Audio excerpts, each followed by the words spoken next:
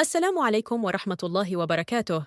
في هذا الفيديو نقدم لكم نادي مولودية الجزائر ونادي بارادو في الدوري الجزائري للمحترفين والقنوات الناقلة والتوقيت.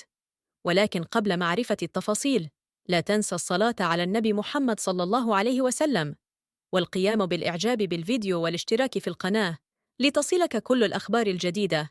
إليكم التفاصيل الآن.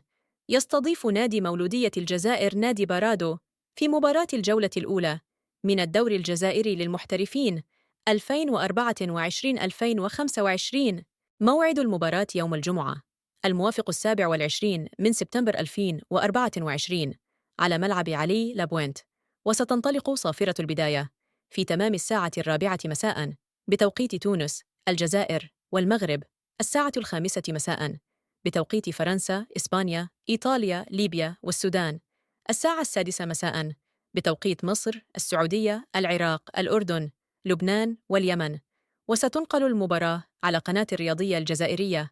قبل أن أودعكم، لا تنسوا وضع لايك للفيديو والاشتراك في القناة وتفعيل زر الجرس ليصلكم كل جديدنا.